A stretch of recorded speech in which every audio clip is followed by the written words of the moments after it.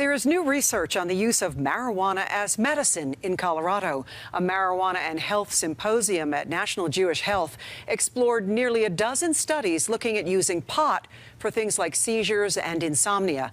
CBS 4's Mark Taylor reports. I'd rather be illegally alive than legally dead. 4 times a day, 15-year-old Coltyn Turner takes his medicine. Breakfast, lunch, dinner, before I go to bed. It's cannabis oil used to treat his Crohn's disease, an illness he's been fighting since age 11. And up until last year, it looked like a battle he was losing. I was just on every pharmaceutical there was out there until I wound up in a wheelchair. He got sick, and we had no other options. Desperate for a miracle, his parents moved him from the Midwest to Colorado in 2014 and turned to cannabis oil. We thought, well, why not try? And it worked. We're funding 9 studies. Their case is just one shared at National Jewish Health's Marijuana and Health Symposium. We're very proud of this program in terms of the potential. Ken Gershman with the Colorado Department of Public Health says 9 current and upcoming studies are looking at marijuana as a treatment for illnesses stretching from insomnia and inflammatory bowel disease to PTSD. We can't bury our heads in the sand. We need to learn more and make sensible decisions based on evidence. As for Coltyn, who's gone from hospital beds to Colorado mountaintops, his family hopes this research leads to action, which will allow families like them to have cannabis oil as a first option rather than a last resort. We want people to understand that this is a good option. Mark Taylor, CBS 4 News. I'm sure you're wondering why I've called you all here today. No, you now know where all this is done. My name is Coltyn Turner. I'm 15 years old, and I am a cannabis user for Crohn's disease. Not many people know that cannabis can be used for Crohn's disease, and we didn't either when we first came out here. It was kind of just a random chance. There were no guarantees. And when we came out here, it was just me and my dad. We had nothing but a suitcase full of clothes, some money, and we were just running from hotel to hotel, getting cannabis from dispensaries and making brownies out of it. They smelled bad, believe me.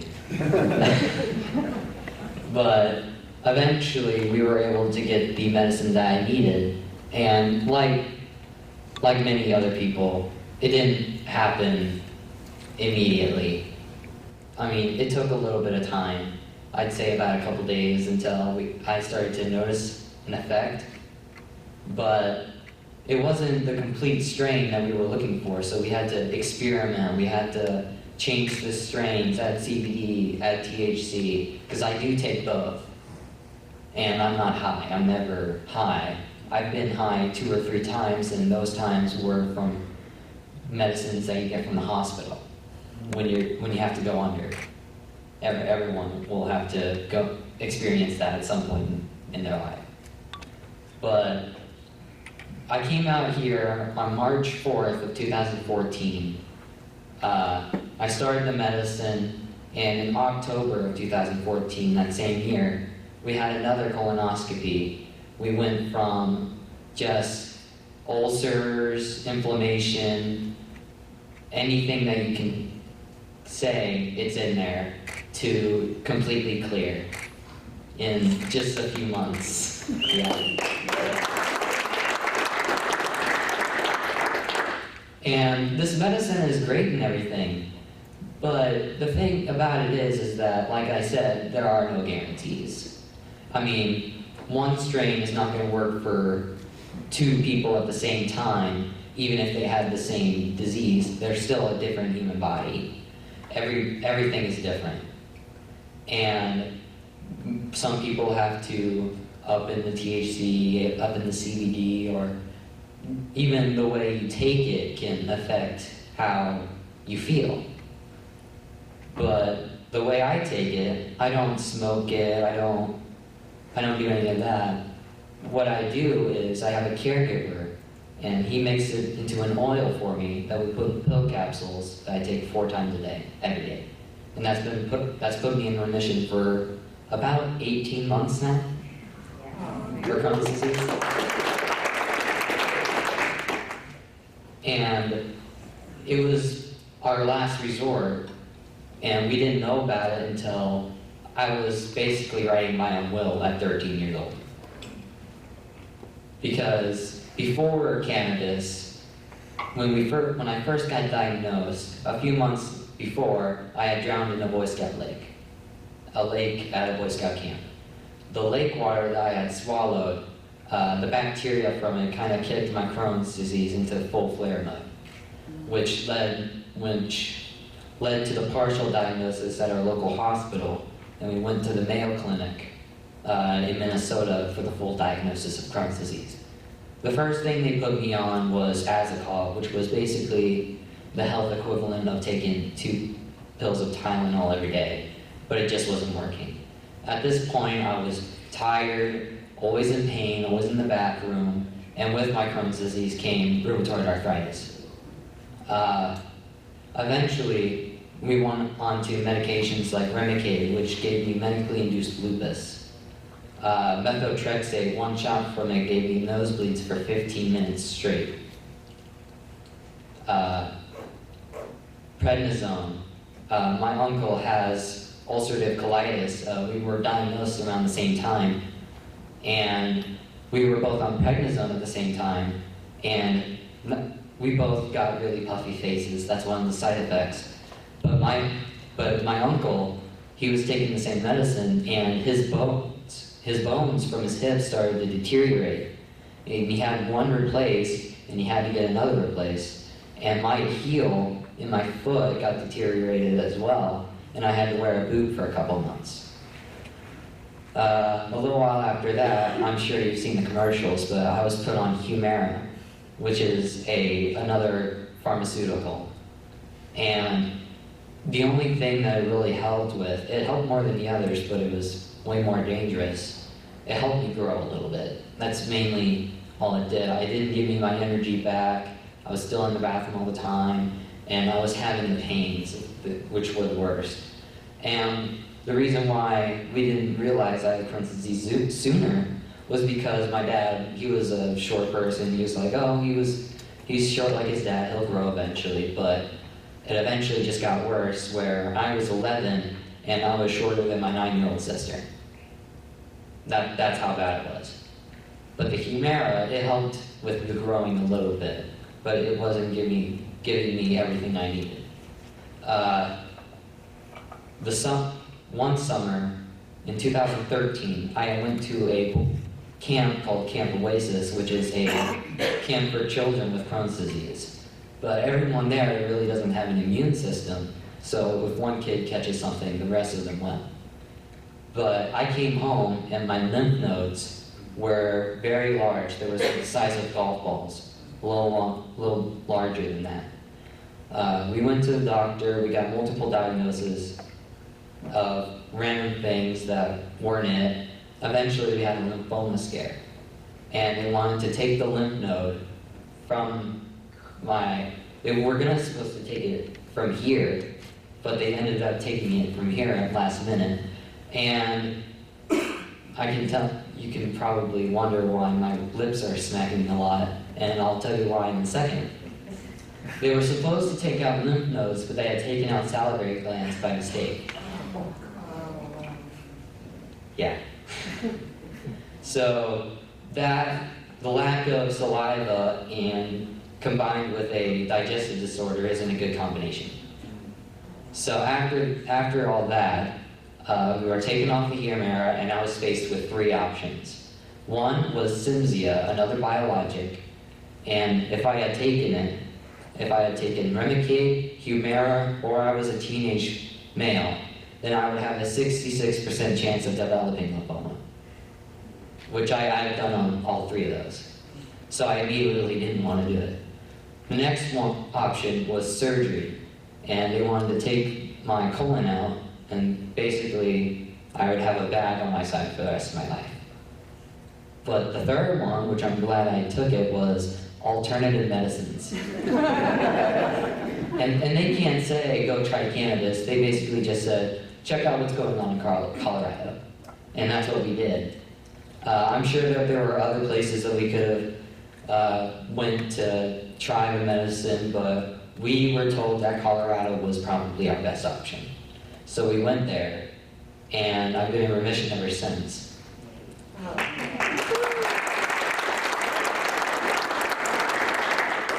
But recently, I had to go back to Illinois, and I couldn't take my medicine with me. And that night, I had a little too much pizza. Yeah, you can see where this is going. I came back to Colorado, and my side was hurting like crazy. I could barely walk. It was so painful. So we went to our local hospital, and they had kicked us out because I was a cannabis user. They wouldn't treat me, they wouldn't give me medicine or anything. But if I had epilepsy, they would have taken me in. That made me mad.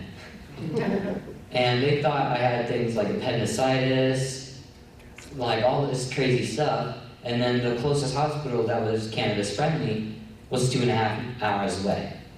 So if I did have something and it went off on the ride there, then I would have been done for it. Not only is it a 2.5 hour drive, but there was traffic, which was not good. Eventually we got there and we went into the hospital and everything. It was kind of a don't ask, we don't ask, you don't tell kind of thing. Like, we won't ask about the cannabis, don't talk about it. You know, it was a mutual thing. But they sent us home with antibiotics, and they told us to keep doing what we were doing. But I was taking off the antibiotics, I believe, a little too early, and I had the same flare again, which took me back into the hospital, and I had to have a PICC line in for about 2 weeks after I had returned home from the hospital, which I stayed in for a week. So I was basically getting TPN and antibiotics through my PICC line because they said that I didn't have quite the appetite. I'm a cannabis user and I'm a teenager. I'm pretty sure I'm gonna have a pretty good appetite. But 2 weeks of TPN and antibiotics, and I also had to pull my own weight as well. They were just like, just eat as much as you can, and we'll get that all settled. But at the same time, I had to drink these milkshakes, and they were horrible. But eventually, they decided that I need to eat only 250 calories a day of physical food and drink 6 of these shakes a day. And with me, everyone's Crohn's affects them differently. Like, sometimes if I don't eat enough or I eat too much, it can put me in a flare. Some people, it affects them differently. But 250 calories is not going to be enough to keep me out of a flare. So we tried to do it for as long as we could, but it really didn't work out. But we're still trying to balance it out and everything. Can you fill up a glass of water for me, please? My mouth is really dry, as you can tell, because of the lack of sound right lens. Thank you. Appreciate it.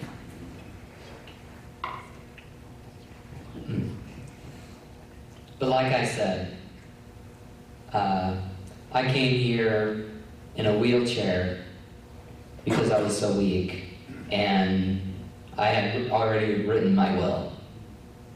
And I'm sure you guys have all seen the commercials of the anti-drug commercial where he has the egg in the skillet. This is your brain, this is drugs. This is your brain on drugs. Any questions? Well, I decided to do my own.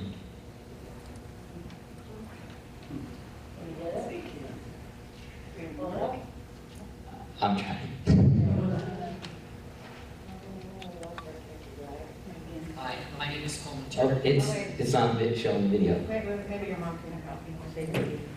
I think I broke it. No, probably. There's a cable. Make sure the video cable is plugged in. I think it's about right.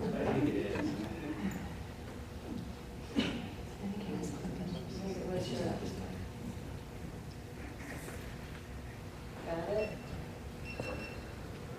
I don't think he is. I just went looking It does the audio, but it just doesn't. What, you're supposed to put it on the folder?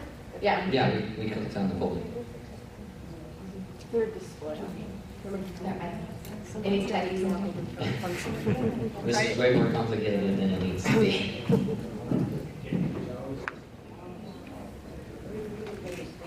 Now, if cannabis could fix this. That'd be nice.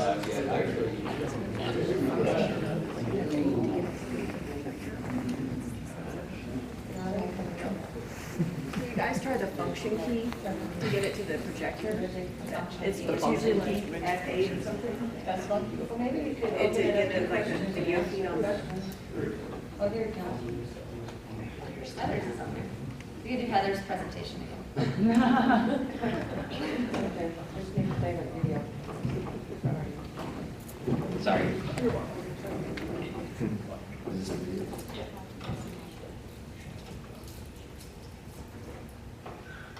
There it is.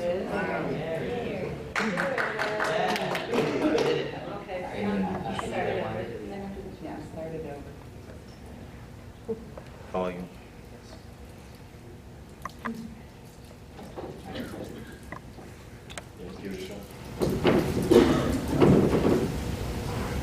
Hi, my name is Coltyn Turner. I'm 14 years old. I have Crohn's disease. This was my colon.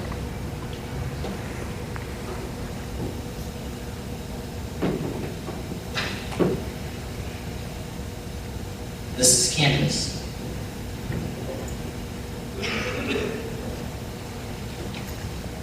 This is my colon with cannabis.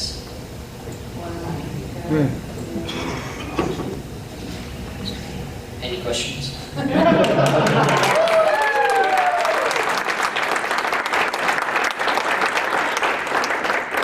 And one more thing. It's just a little quote that I came up with when I started. Everyone is trying to make it legal in the United States and illegal in the United States. Everyone's trying to make it illegal or legal, but either way, I'm going to do it. I don't care if it's illegal or not, because I would rather be illegally alive than legally dead. Yes.